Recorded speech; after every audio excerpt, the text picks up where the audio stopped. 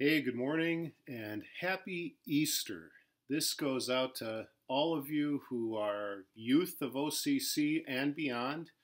If you're in middle school, high school, if you're of college age, or even if you're a little bit older than college age but still young at heart, this goes out to you. And whether you're a member or friend of Ozaukee Congregational Church or someone just tuning in on YouTube from who knows where, happy Easter to all.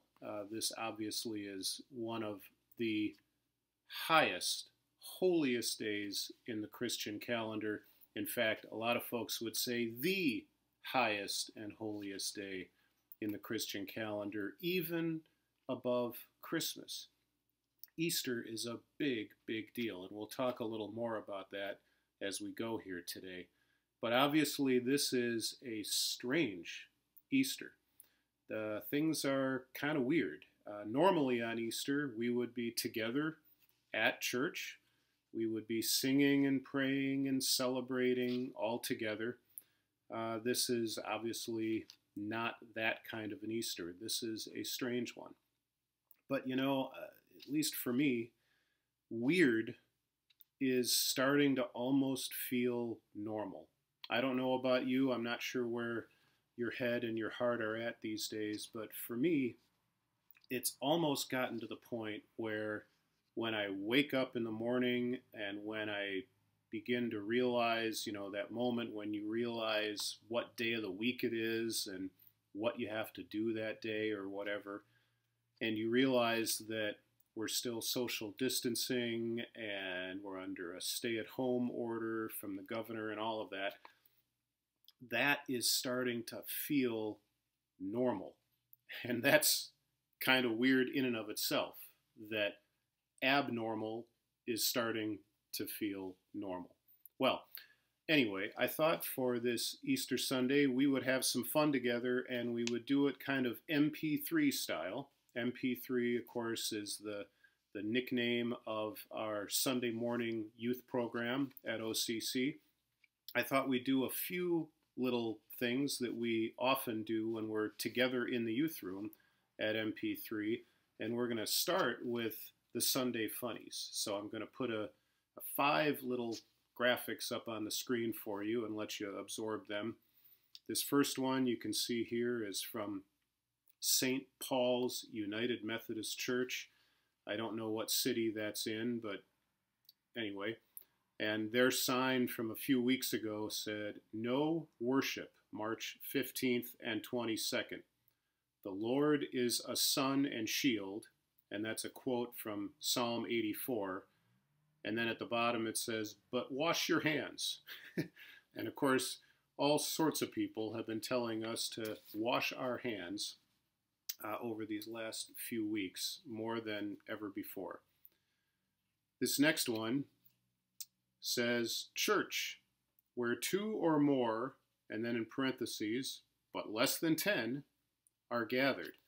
And of course, that's kind of hearkening back to Jesus' statement in Matthew where he says, "Where 2 or 3 are gathered together in my name, there am I with them."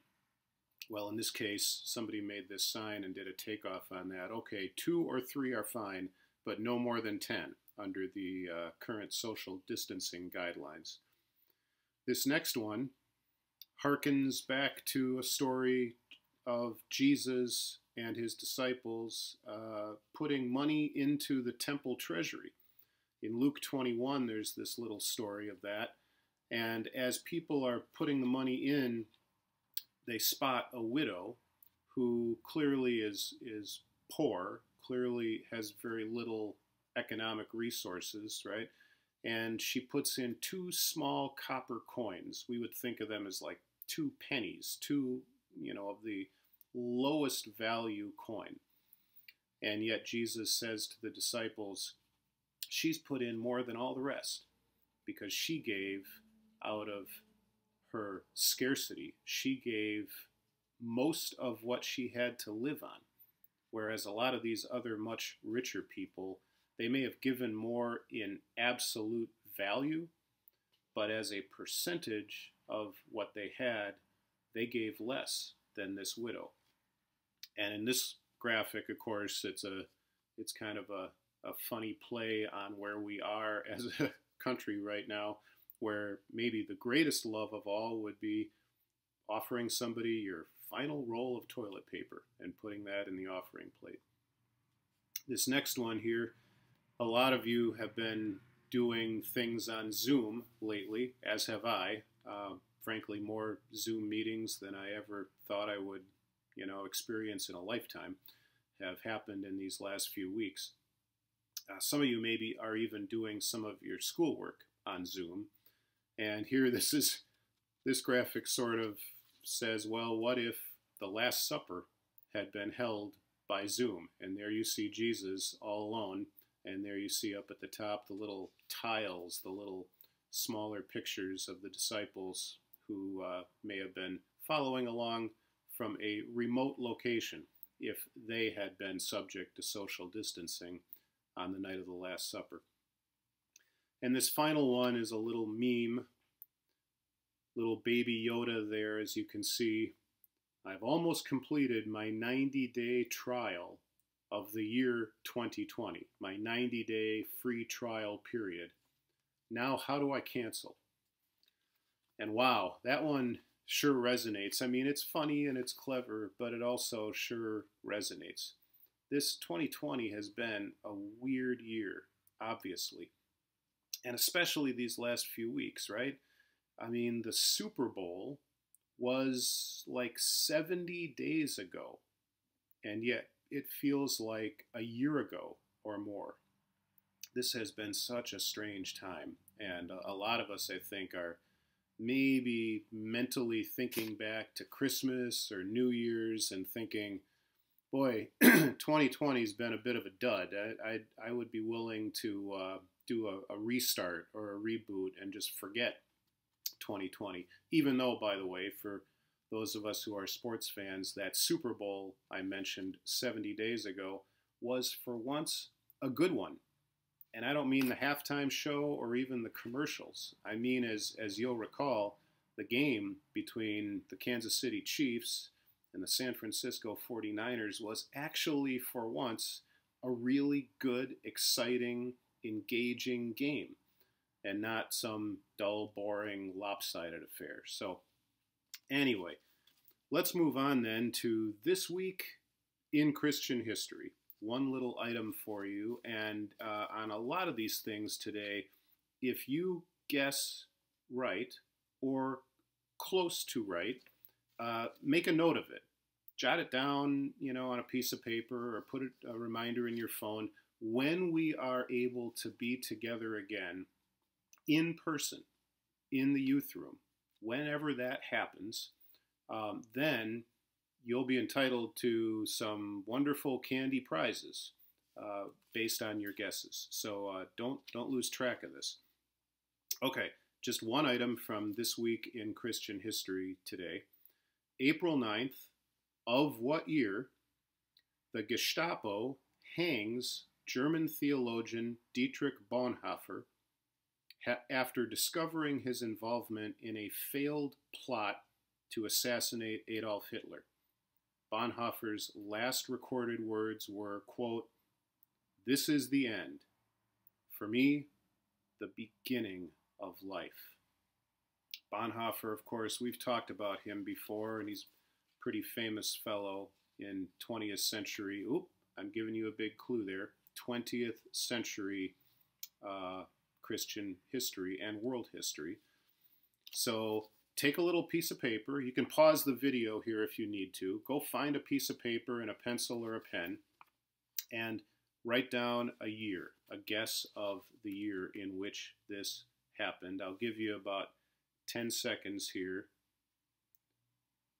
to just kind of ponder Dietrich Bonhoeffer and his execution at the hands of the Gestapo.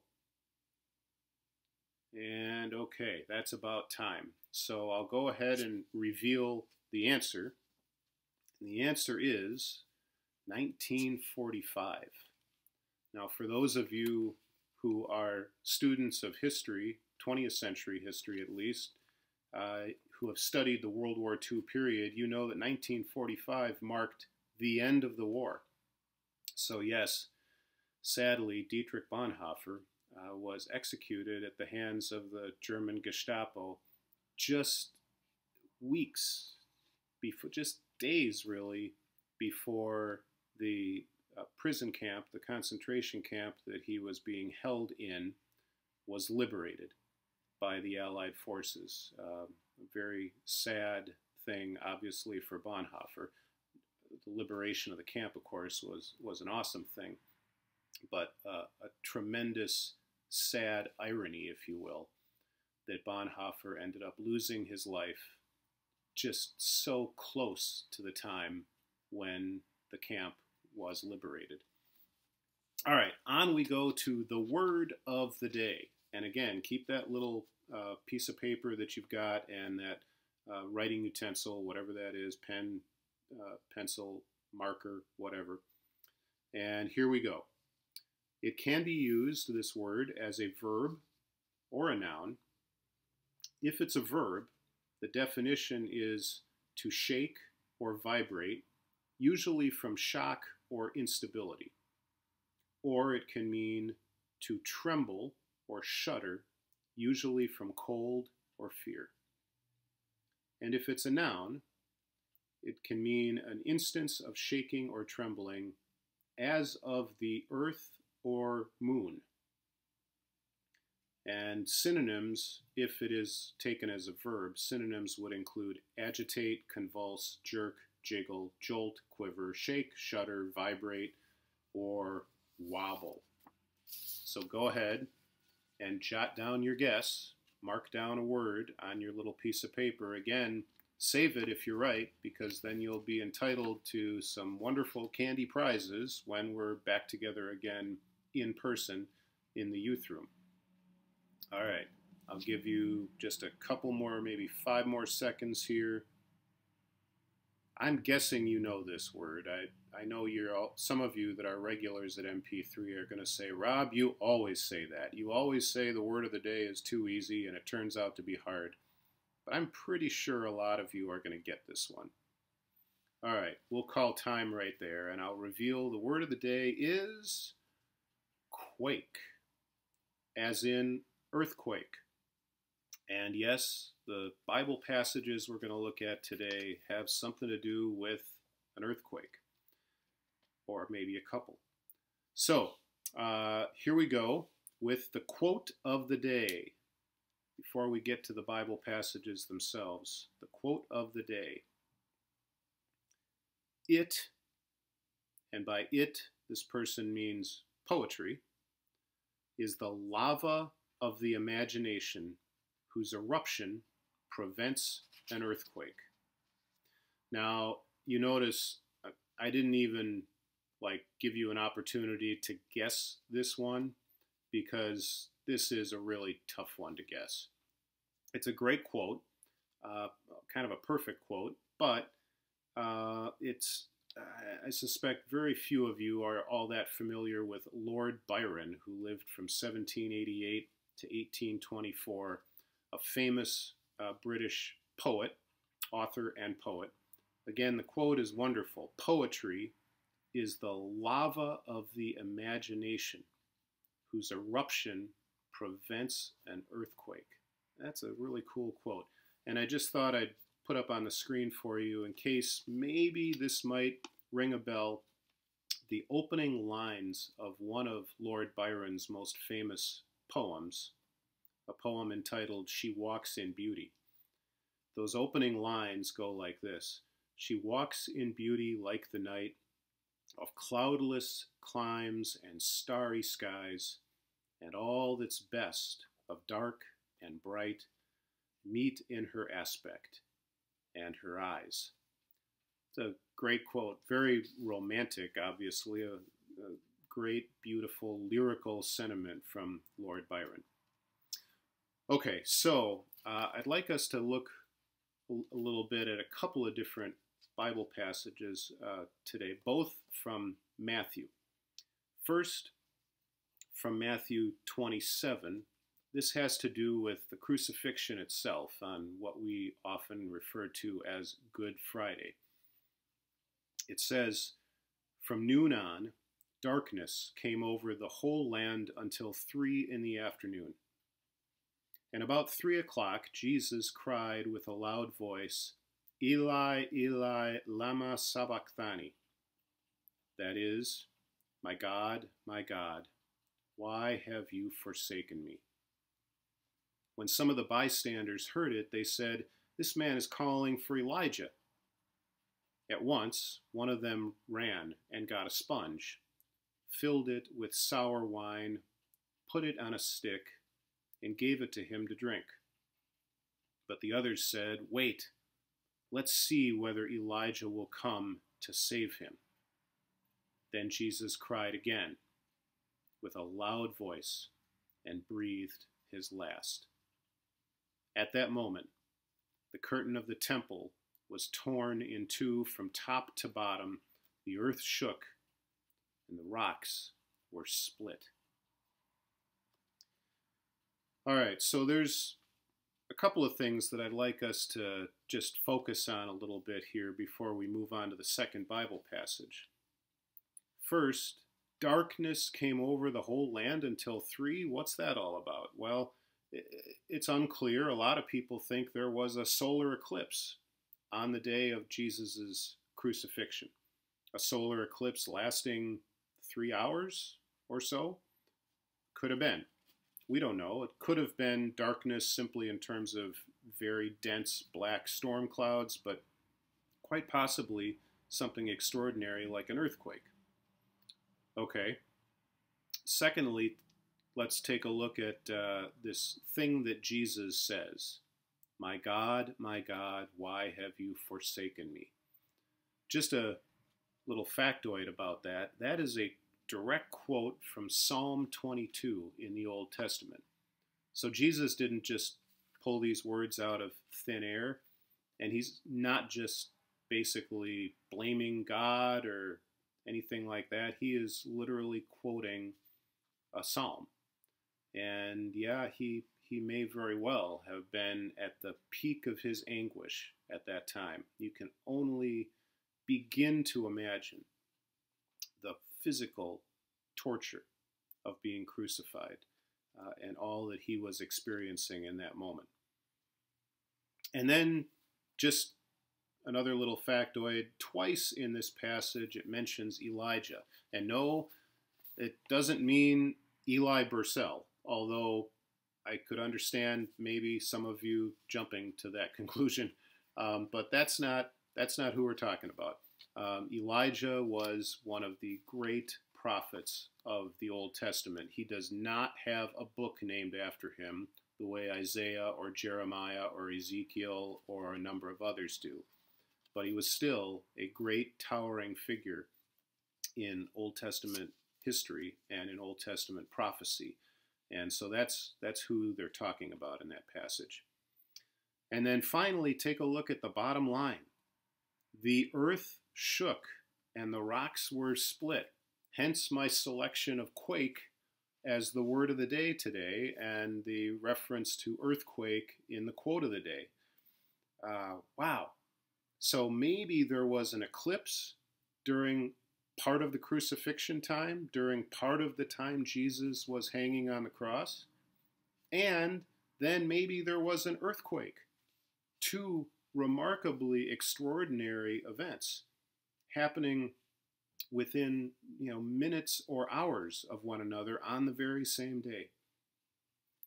Okay, so that's what happens on Friday. But today, of course, is Easter Sunday. So what about Matthew's account of the Easter morning story, the Sunday morning story? Well, here's what it says. After the Sabbath, as the first day of the week was dawning, Mary Magdalene and the other Mary went to see the tomb. And suddenly there was a great earthquake, for an angel of the Lord, descending from heaven, came and rolled back the stone and sat on it. His appearance was like lightning, and his clothing white as snow. For fear of him, the guards shook and became like dead men. But the angel said to the women, "Do not be afraid. I know that you are looking for Jesus who was crucified. He is not here, for he has been raised, as he said. Come, see the place where he lay. Then go quickly and tell his disciples he has been raised from the dead, and indeed he is going ahead of you to Galilee, where you will see him. This is my message to you." So they left the tomb quickly with fear and great joy and ran to tell his disciples. Suddenly Jesus met them and said, "Greetings!"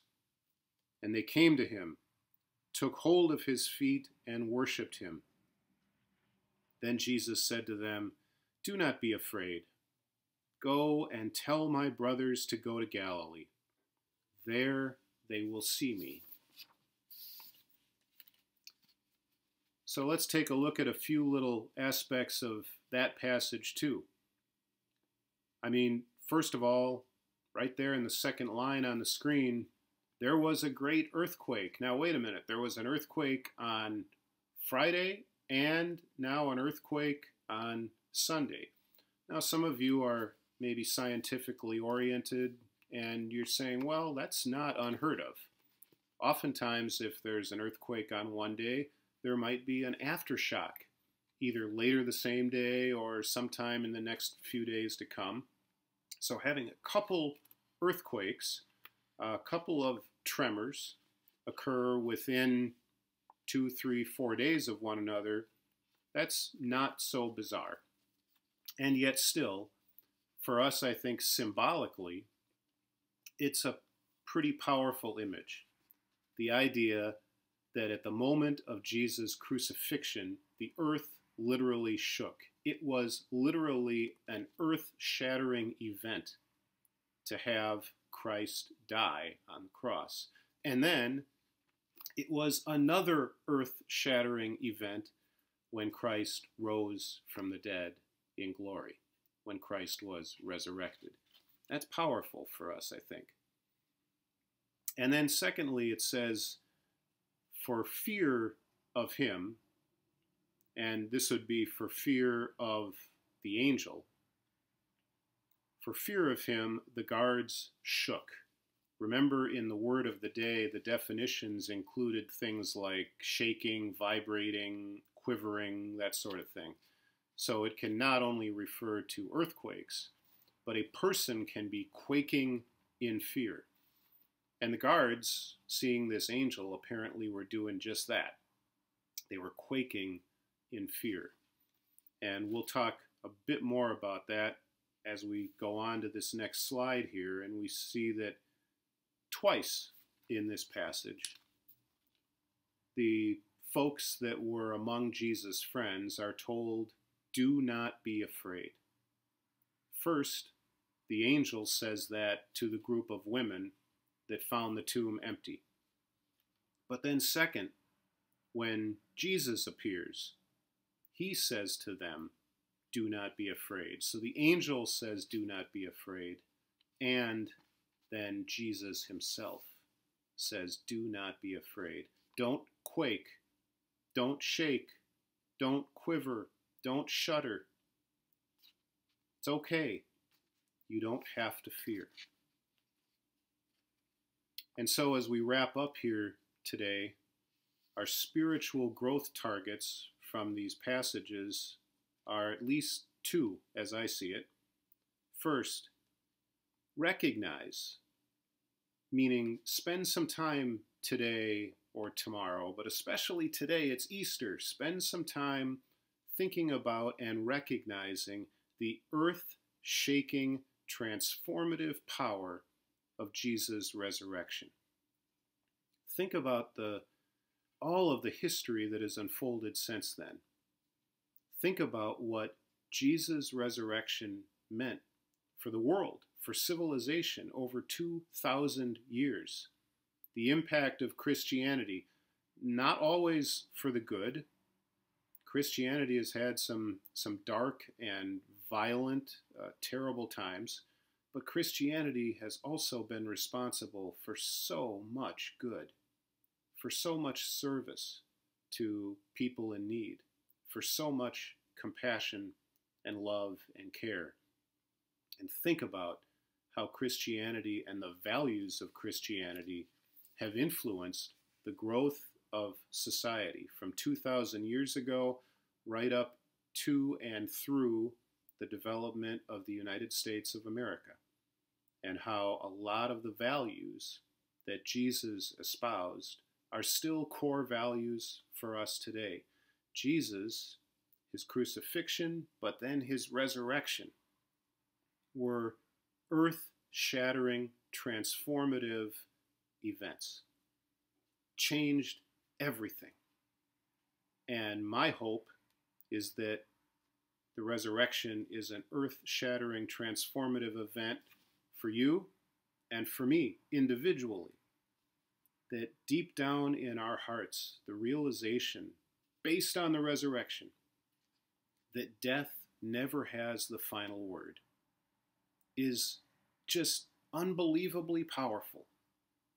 The assurance that, as I've put it before, that after death there is a comma and not a period. That's just, to me, that just means the world. That just means everything. That gives us hope and comfort and assurance. The faith in the resurrection is just so empowering, and I hope it is for you as well. And then secondly, as a spiritual growth target, do not be afraid. And boy, this is a tough one because, I mean, these are times that can be fearful. These are times with the COVID-19 virus floating around, with people dying by the thousands in our country and around the world, more than 1 million now having come down with the virus around the world. These are times that can bring fear on many. But both the angel and Jesus in the passage say, do not be afraid. So we can be concerned. We can be people that feel some trepidation. We can be people that understand that stuff has to happen, that there's an urgency here, that things have to be done to try to stop the virus. We can be people who recognize the threat. Be not afraid. Do not be afraid. That instruction doesn't mean ignore everything going on. It doesn't mean stick your head in the sand and pretend that bad things aren't out there.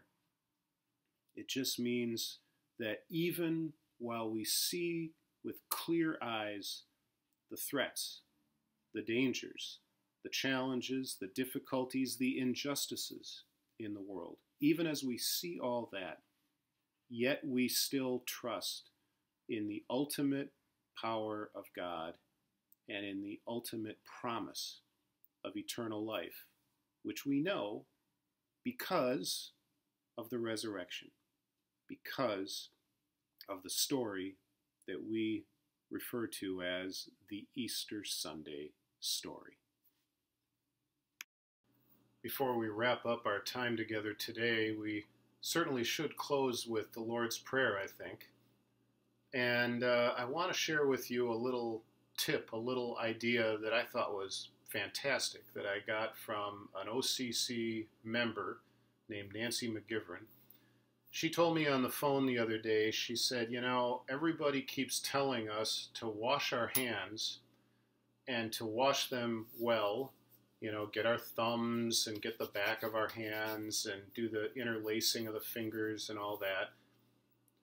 But they keep telling us to do it for 20 seconds, which is about the length of singing Happy Birthday twice. But Nancy said to me, Rob, I've found something even better. She said, instead of Happy Birthday twice, when I wash my hands, I say the Lord's Prayer. And I thought, that's a great idea. Number one, I mean, it's probably about the right length of time. And number two, it's just another way for us to be in prayer throughout the day for our world, for our leaders, for our communities, and the challenges that we face at this time. So I'm going to do it. And you can time me. You can see if it turns out, I don't know, to be 20 seconds or sort of thereabouts. But you can feel free. You don't necessarily have to run to a sink right now because you're watching this video, but just something you can try at home. So I'm going to turn on the water here, which may be audible over the video, and I'm going to grab some soap. And here we go. Our Father, who art in heaven, hallowed be thy name. Thy kingdom come, thy will be done, on earth as it is in heaven. Give us this day our daily bread, and forgive us our debts as we forgive our debtors. And lead us not into temptation, but deliver us from evil.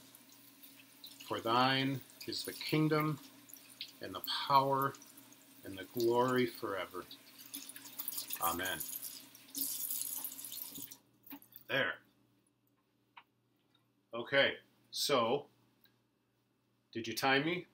How did that go? My guess is it was around 20 or maybe even closer to 30 seconds. That's okay. But what a great idea. I wanted to share that with you as we close, that there's an alternative to just singing happy birthday in your head over and over. Doing that a whole bunch of times every day, the happy birthday song, that could make you loony right there. So much better to instead be in prayer during those times. And so, once again, I wish you a very happy Easter.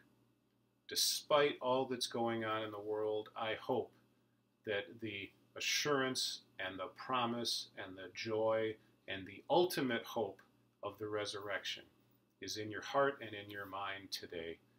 God's blessings be with you and your family and friends.